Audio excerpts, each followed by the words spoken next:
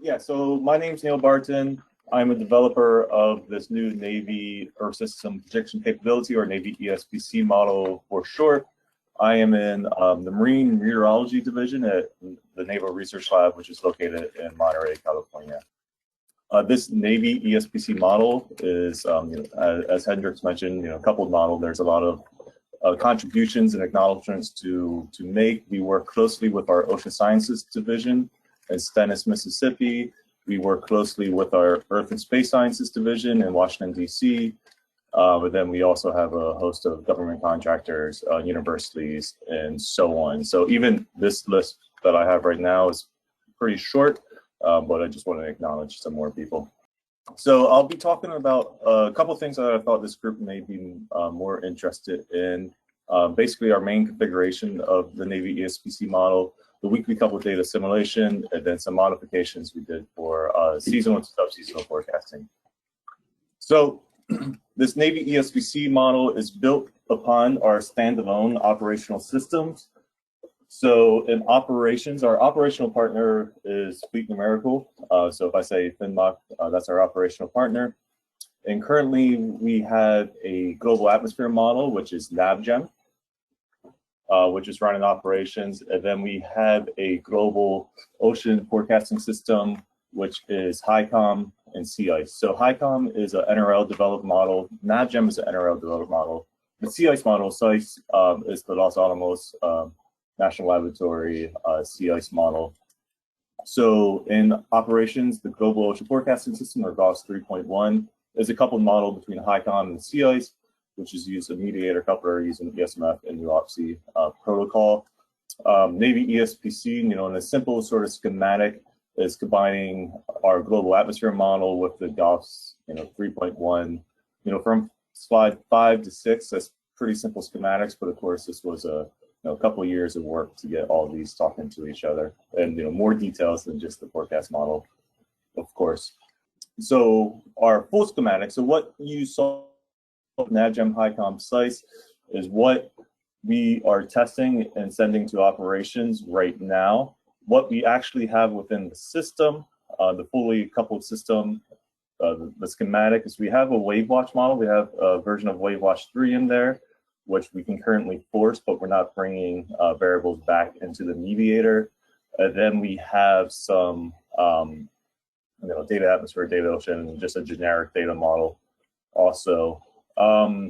We can compile this system in sort of any sort of combinations within colors. Of course, we don't compile NavGem and the data atmosphere together, but we can compile other sort of combinations. And we're currently using the Sea Ice version 4, which makes the resolution compile dependent. So we're currently running 2 different resolutions of the system and testing 2 different resolutions of the system, which requires 2 different compiles of the actual forecast model.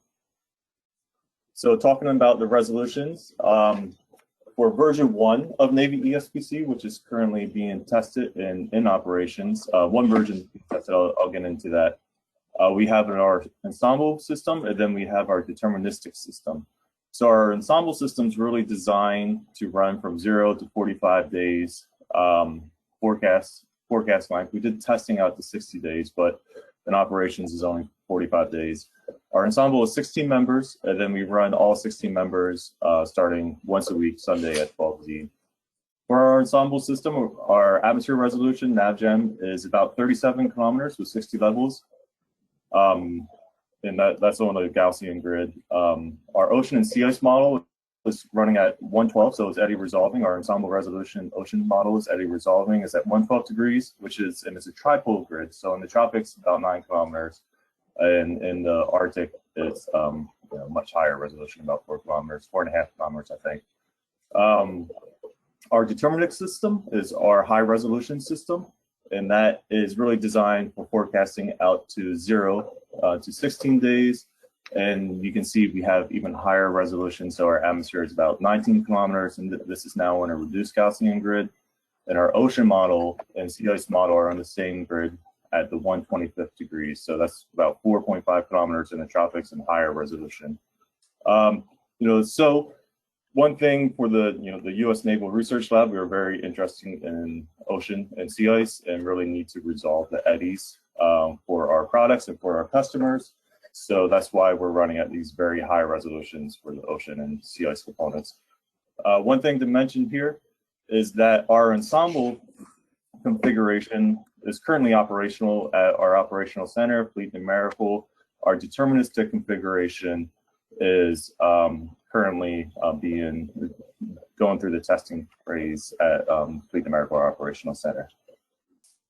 So, as I mentioned before, the uniqueness of this system compared to other global coupled systems that I'm more aware of, and also I'm a meteorologist by training, is our high resolution ocean. So our forecasts really focus on the atmosphere, ocean, and sea ice.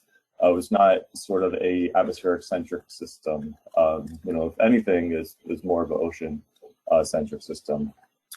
What's shown on the left is our this is for our low resolution system. So our 1/12 degree resolution is salinity, just showing these eddies within the Gulf Stream, and on the right is showing sea ice thickness.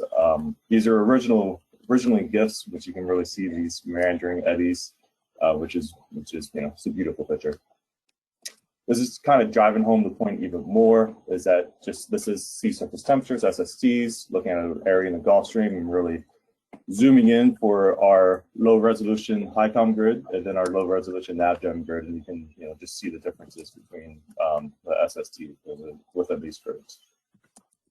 So with this high resolution ocean and sea ice interpolating onto our low resolution atmosphere model, we ran into a couple issues with the default routines in ESMF, or interpolation routines within ESMF, and in particular, differences within resolution. But we also have a difference in the definition of the coastlines between the atmosphere and the ocean. So you can think of the atmosphere defines a coastline, where the water begins, where the fluxes really start to change. Within the ocean, we start doing calculations with the ocean model when it reaches some depth. So within ESMF, the prepackaged interpolation routines, we got what we're calling holes, or we got grid points within the source and destination grids that we're not interpolated with the values from the other ones.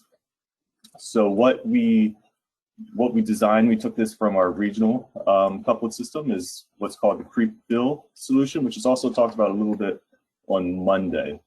So this plot over here, you see red circles, and these are areas where we have holes or unmatched grid points between the source and destination grid. And what the creep fill does is you find these unmapped grid points, destinations, and within the interpolation, and then you take just an area of, say, a 5x5 grid around these unmapped, and see if they're ocean or atmosphere. Then use those values to interpolate those unmapped or hole grids. And then the creep part comes from this is once you fill one hole, that doesn't mean necessarily mean that all the holes are finished. And there could be a hole, say, if you're in the ocean side, a hole even closer to the coastline that also needs to be filled. So that's where the creep part of it comes in. So you do one hole, and then you look for more holes within that destination, within that stencil box. So we are currently using ESMF version 8 for Navy ESPC version 1. For version 2, we're using ESMF version 8, and this creep fill solution has been implemented into version 8, and we're working with the ESMF team to really use their package instead of using our own software program to do this. So this is just a list of the variables that are exchanged between these grids, between these components within operations. One thing I want to mention with this is currently we're doing this a little different. Each component computes than, say, some other centers. Each component is computing their own fluxes. And this was really a design call because of efficiency. Within NavGem, we have an implicit surface flux scheme, and at the time we were not able to couple enough variables or 3D variables back and forth to do this implicit scheme in the mediator quick enough with this high resolution ocean and atmosphere. So this is something we'll be looking into the future with future versions, and then we'll eventually move on to future atmospheric models and other models within the system. Also, with the configurations, once we're running this eddy resolving ensemble, eddy resolving ocean model ensemble, we can very easily take up the whole computer system when we're doing this.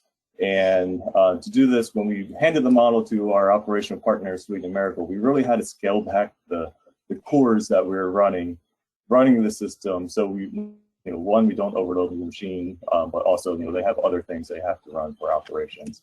So currently in operations, we're running about 1,300 cores total. The ocean model is really the beast in this.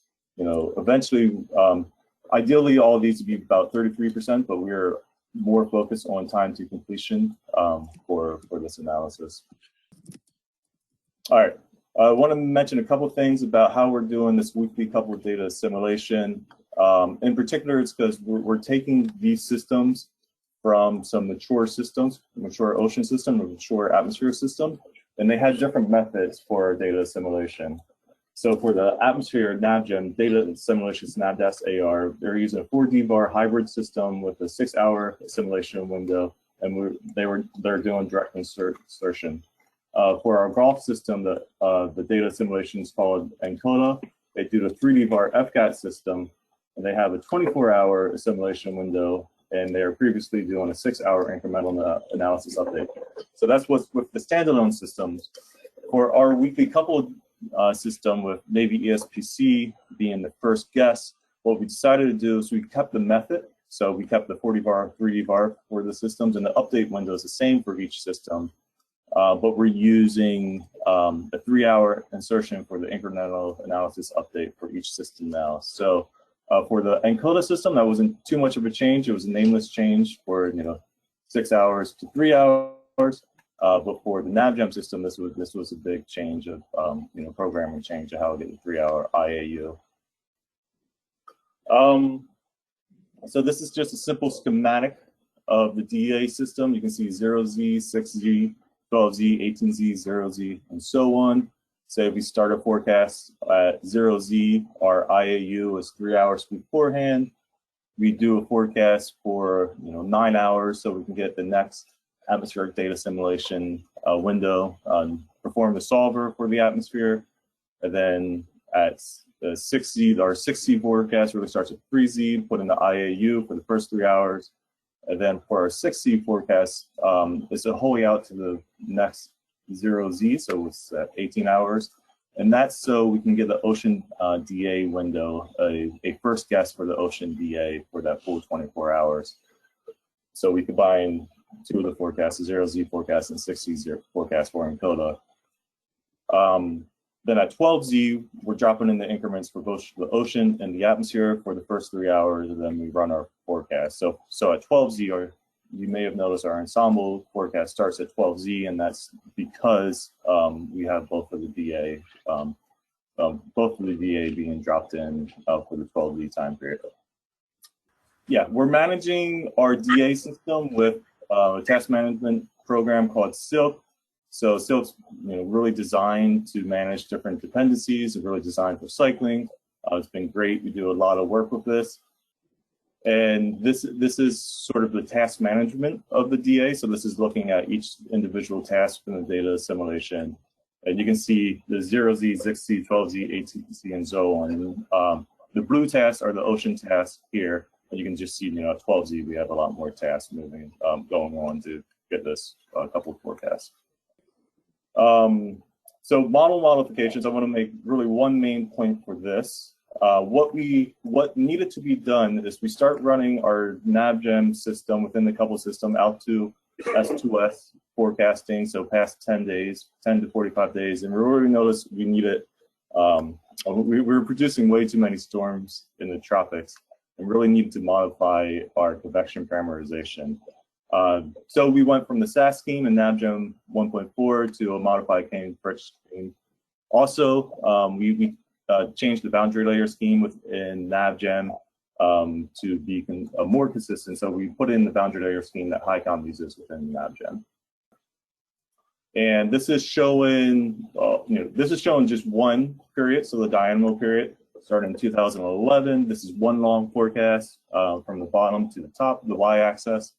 To the right is the trim observations. You can see 2 MJOs for those observations. You see, NavGen 1.4, we weren't getting any propagation. We were getting some convection, some precipitation, and the second MJO we weren't getting anything.